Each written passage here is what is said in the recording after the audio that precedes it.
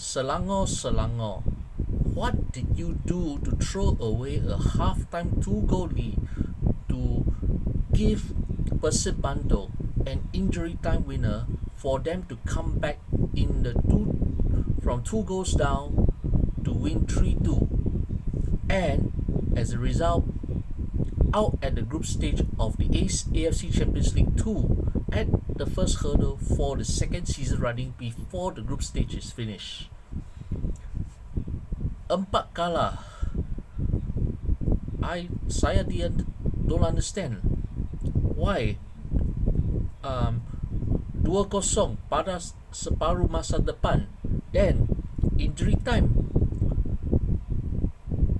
2-3 kalah sepenuh masa, dan baik tidak. Really incredible how did the Red Giants collapse the way they did.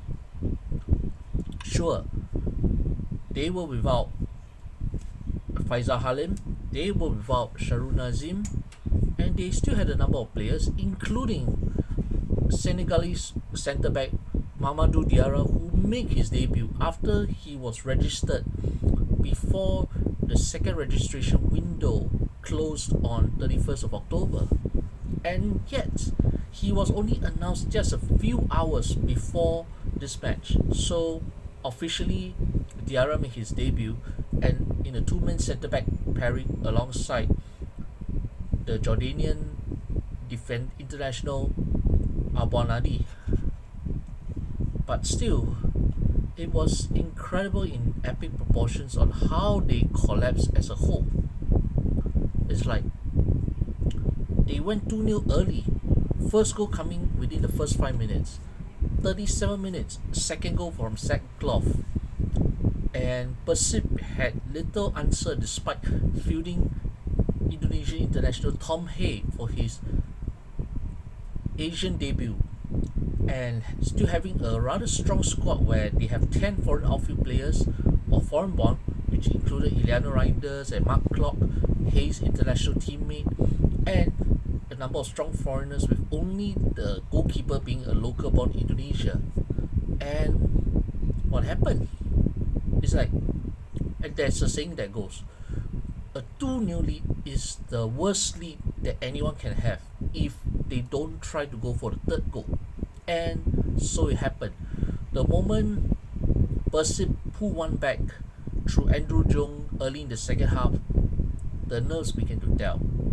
And for some strange reason, Selangor just chose to sit back, hoping that they could shut it out. But Bojan Hoda once again got other ideas. What did he do? He actually sent on this player, the guy who will eventually be the two-goal hero for the Indonesian champions, Adam Ali Setiano, a striker, a midfielder, who became the toast of Persib with that incredible comeback. And with that comeback coming after the game was paused briefly at the end of the game, when I think a few hot hits from the Selangor fans chose to run over to the Persib fans to confront them, and the fight ensued. So that delay distracted the Merah Kuning, and the boys in blue capitalized on that, especially when Selangor was still feeling nervous. It's like, tak apa. It's like something is not really working after that. And why did they throw away? It's like, it's like, what happened? Again, it's like they were playing quite well in the first half. First 45 minutes, they were able to cause some problems for the Persib team, who were struggling to the pitch conditions, as what former KLCT and Kelantan head coach, who is now in charge of Persib, was complaining in the pre-match press conference on the Majlis Bandaraya Petaling Jaya Stadium pitch.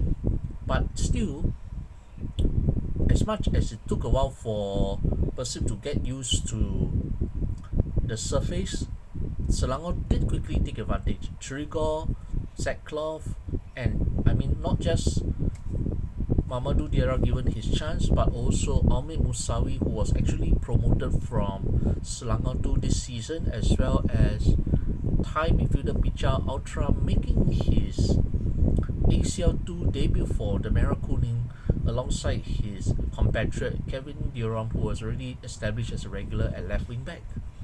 Still, with those changes, it looked like Selangor will intend to do something for the at least for the first 45 minutes.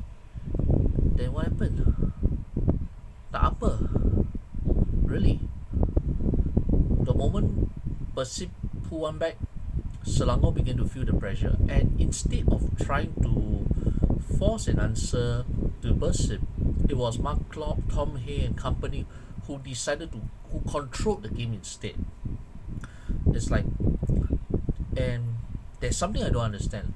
Perhaps by the time the equalizer came, Christophe Gamel, the Red Giants head coach, had already, you can say that he has already given up, because prior to this game, already on 3 successive losses. If Selangor kalah for the fourth, did not menang for the fourth straight for this game, did not menang, then they are out of this competition for good, which has actually happened. It's like when it was already 2-2 after Adam Ali scored the equalizer with 10 minutes to go in regulation time. It seemed like it was all but game over. It's like the way Gamel made his substitutions, throwing in fringe striker who has not been in the first team for quite some time, William Lira, and then throwing on Richmond Ankara, and also another promoted player from Selangor 2, Danish Iskandar, for his ACL2 debut. It's like it's pretty clear that Gamel is probably trying to rebuild his team and try to get some structure back, but still, it was not just a collective mental collapse. It was also the horrific error that led to, once again, Adam Alis scoring the winner. Indonesia menang, Malaysia kalah. That was how bad it ended for Selangor, really. And it is mainly of their own doing.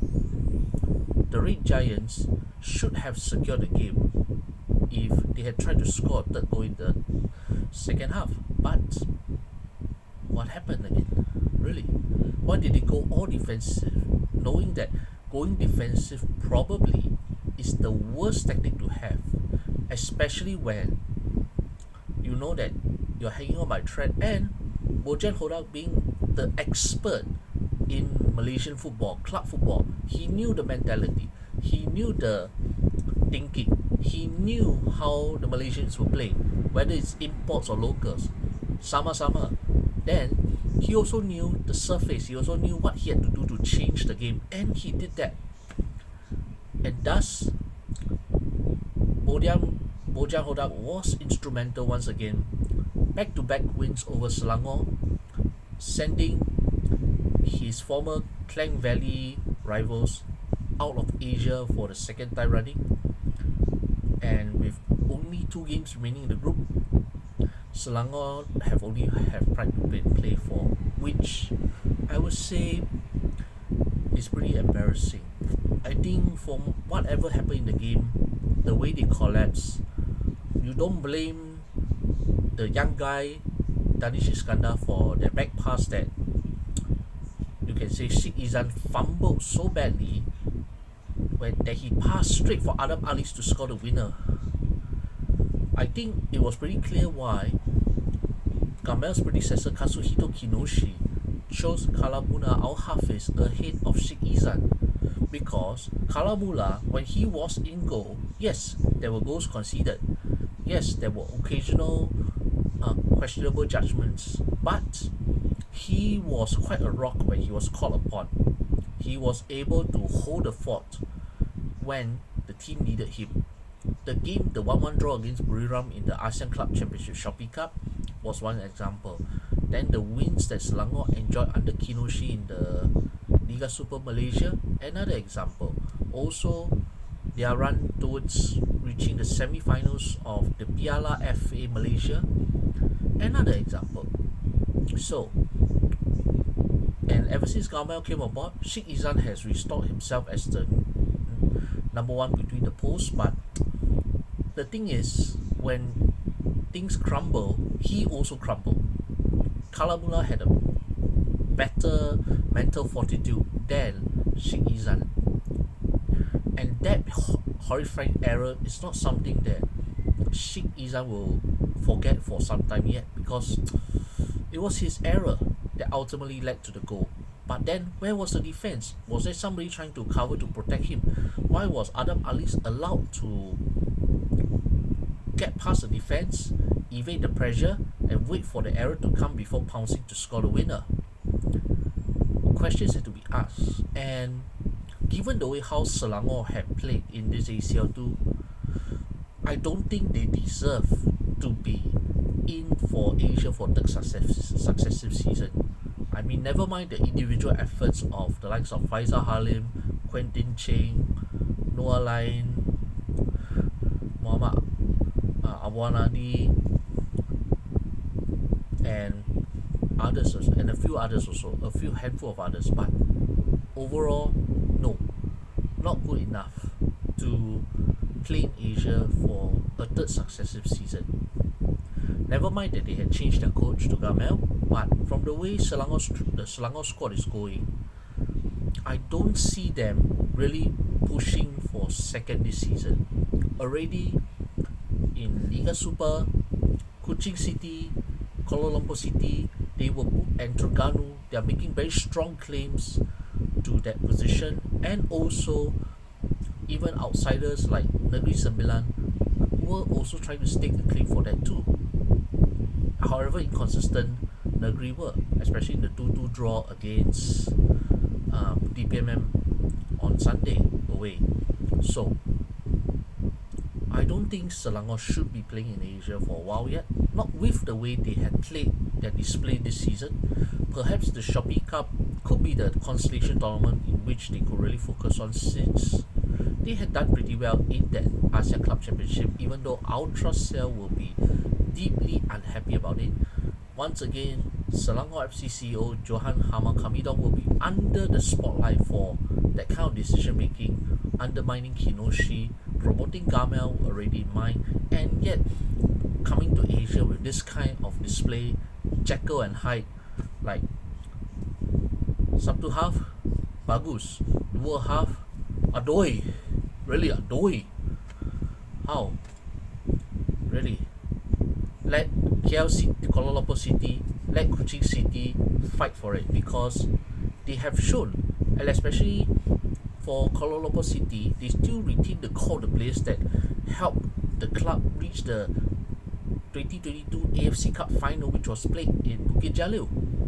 Their brilliant run under, yes, Bojang Hodak was instrumental in their progress going so far, something the Merah Kuning have not even gone within a whisker of the scale of Kuala Lumpur's achievement in Asia in recent years.